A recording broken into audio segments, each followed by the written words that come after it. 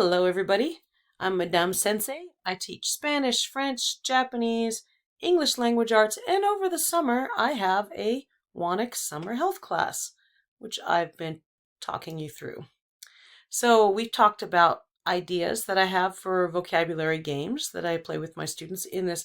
It's a whirlwind summer school. It's 3 weeks of a semester's worth of classes. I've talked about my favorite projects that I do with the students so that they're really applying what they learn in the class.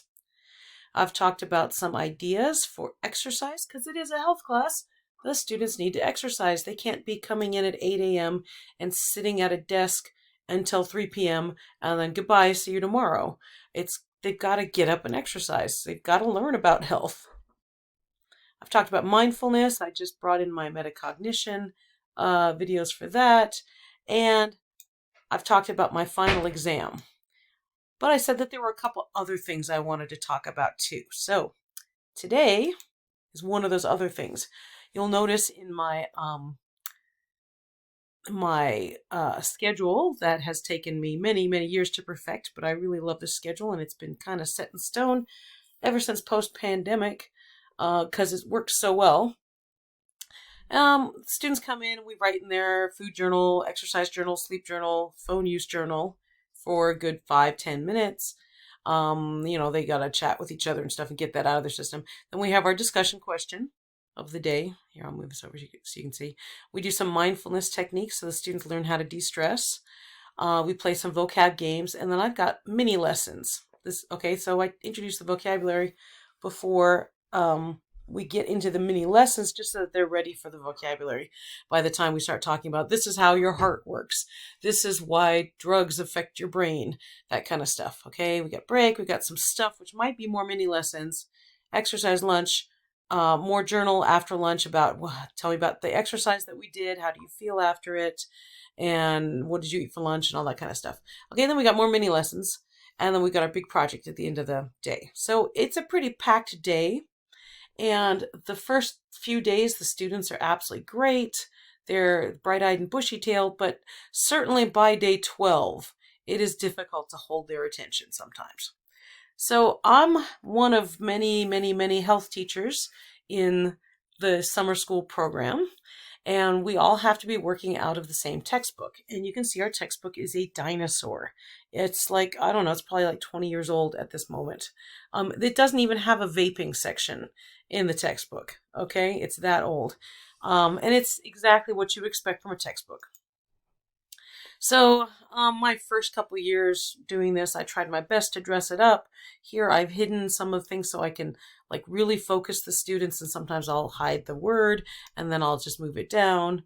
Okay, and then we'll talk about, hey, what can alcohol cause? And then I have the students guess, blah, blah, blah, blah, blah, blah, blah. And they guess if they're paying attention, right? So there comes a time when it's just really difficult to hold their focus. And, in later years of my teaching, it's been harder and harder to hold the students focused. They have less stamina. Summer school it's a marathon. It's difficult to sit in one place for that long. So one of the things that I have done to hold their attention, and I really like the way this is working out, I've done this for the past 3 years, and it's been great. I turned to Wayground. Way back when it was quizzes, and now it's Wayground. Okay, so let me show you what I do. First of all, you can see I've got a lot of stuff on Wayground, okay, because I teach a lot of things. Here's my English stuff, here's my French, Japanese. I've made some professional development, and I like to do if I'm going to do a recorded thing, I might as well do it on Wayground. It'll be more interesting for you if you're watching it. And then Spanish. And if you are interested in any of these, just drop a message down in the comments. I'm happy to share everything. Why should we all have to reinvent the wheel? We don't have enough time as it is. So anyway, here's my health section, and there's 47 activities, which is plenty for summer school. Now, at first, when I started doing these, I thought, oh, this will be a breeze because lots of people teach health, and there's lots and lots and lots and lots of stuff on quizzes, which is now Wayground.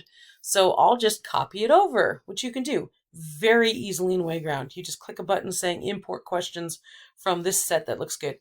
My only problem is that 99.9999% of stuff that other people have done and 100% of stuff that generative AI does is all multiple choice.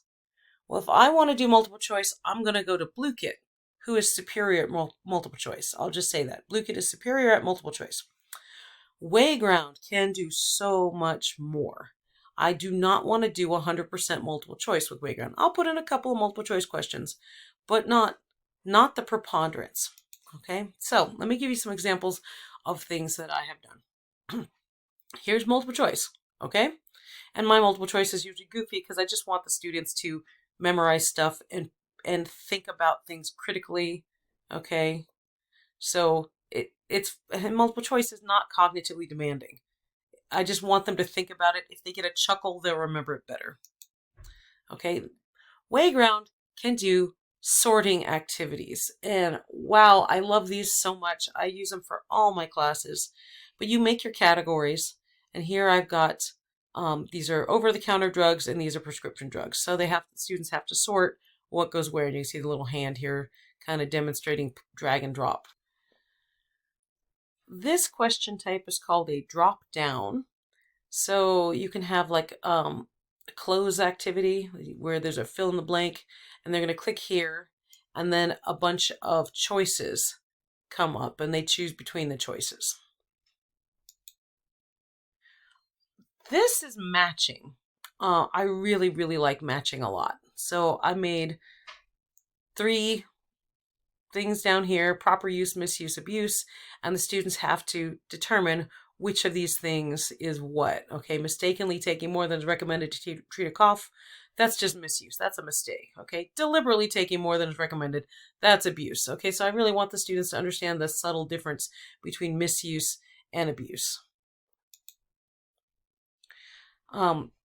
This is a reorder. You put these in order. Okay, so I wanted the students to be able to follow the reward pathway. So they'd have to know what happens first, what happens second, what happens third, what happens fourth. So they've just got to put these in order. This is drag and drop. So earlier we saw drop down where you click on the box and you can see all the possibilities for that box. This one, they've got to take it from down here and drag it up to where it goes. And see, multiple choice is fine for what it is, but with the drop down and with the drag and drop, I find my students are thinking a little bit more cognitively about the answer, whereas a multiple choice, they know it's a coin flip half the time. So they'll take a stab in the dark for a multiple choice, but for the drag and drop especially, they'll really think about it. There are polling questions. Okay, you just want to kind of see where your students are at. These are kind of interesting. They're fun. I put them in. These are like the sources of strength, protective factors to keep you from turning to drugs or smoking or vaping or any of that stuff, and just, you know, wanted the students to think about there's no right answer, there's no wrong answer. I just want them to think about their protective factors. So I did it as a poll. Somebody else did a really great Gatsby one that was 95% poll questions, and I was so happy to stumble upon that because, like I said, most of them are nothing but multiple choice. There's drawing ones. There's really cute, like you can make your students draw and think about things.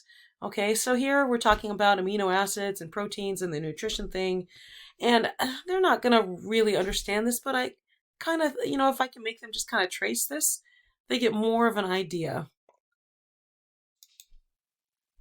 Okay, there's speaking ones. This one we were talking about advertising techniques and how teenagers are targeted for advertising techniques and how, you know, they're beer and vape and cigarettes are all trying to target young whippersnappers and everything. So I want them to see the power of advertising. So for this one, we were going through all the different, you know, the different types of advertising, the bandwagon, the testimonial, and all those things. And I just wanted them to sing a jingle that gets stuck in their head. And I knew that everybody in the class was going to be listening to them and they're going to be giggling and everything.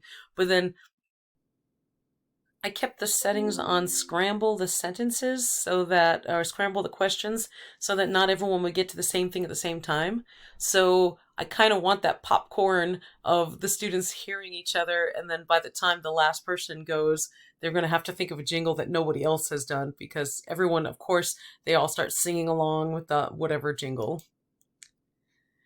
Um, and then there's open-ended, of course. You can just have your students write. There is a setting if you want AI to evaluate it, or if you want to stick in a sentence frame and you want to make sure the students have certain words. The AI will make sure that those words are there. And sometimes it's goofy, but for the most part, my experiments, which have been very limited because I'm not really all that impressed with generative AI, I think Wayground's AI on this type of thing is pretty solid.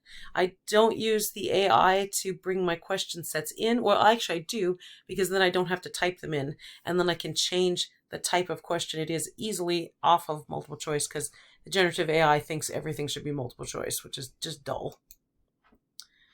There's something called Hotspot, which I also use a lot. This is you put a diagram in. I'm going to show you what else I do with this in a second, but you put a diagram in and you say click on the thing that this is. Okay, so left ventricle, which one is it?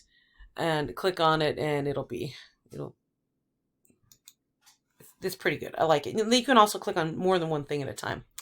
All right, so hotspots I really like, and it was taking me a long time to type in all my questions.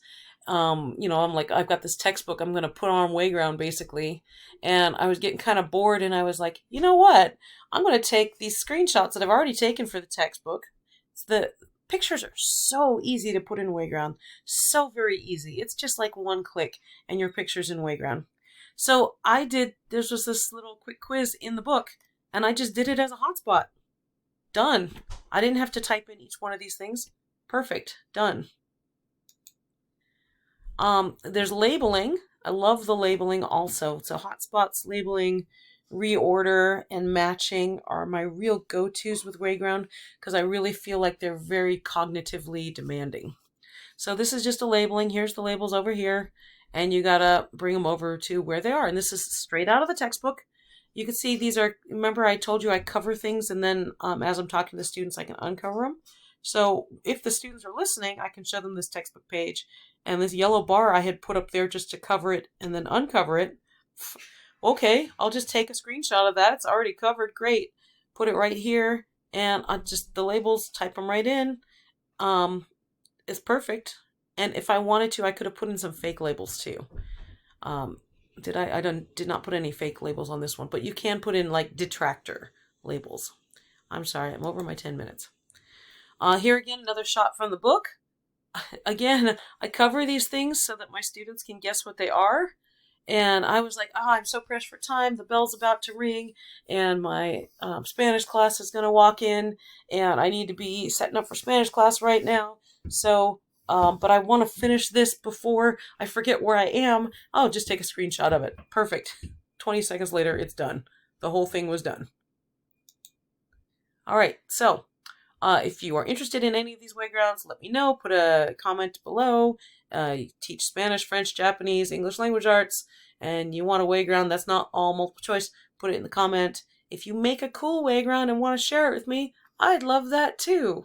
We all got to look out for each other. Hope to see you on the next one.